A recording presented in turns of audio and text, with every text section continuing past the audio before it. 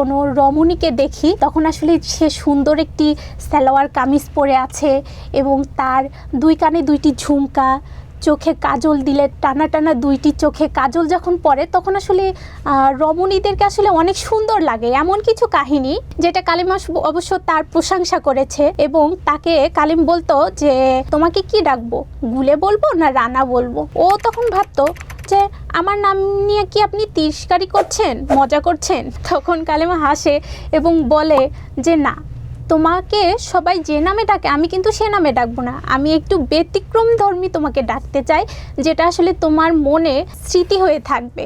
আসলে আমাদেরকে এমন কিছু মানুষ আছে, আমাদের যে প্রিয় মানুষ আছে সে কিন্তু আমাদেরকে প্রিয় কিছু নামে ডাকতে চায় এবং আসলে যে নামটাতে ডাকে এটা আসলে আমাদের মনে কিন্তু স্মৃতি হয়ে থাকে এবং আমাদের মনের আঙিনায় গেঁথে থাকে যে ও আমাকে ভালোবাসি এই নামটা দিয়েছিল। এটা আসলে আমাদের মানে অনেকের জীবনের সাথেই মিলে যায় আসলে সত্য কথা। তো আসলে পাকিস্তানের কাহিনীটাই এমন কাহিনী, লাহোরের, যে দেশ স্বাধীন হবে, কোথায় গেলে আমরা শান্তি খুঁজে পাবো। দেশে যখন যুদ্ধ চলে, সংগ্রাম চলে, তখন কিন্তু দেশের মানুষগুলো ভাবে যে এমন কোথায় যাওয়া যায় যেখানে গেলে আমরা শান্তি খুঁজে পাবো, আমাদের নিরাপত্তা। মানুষ কিন্তু এমনই ভাবে যে মানুষের নিরাপত্তার কিছু দরকার আছে। তা তো অবশ্যই। এই জন্য কিন্তু আমাদের দেশে এত যুদ্ধ, এত সংগ্রাম, এত স্বাধীনতা।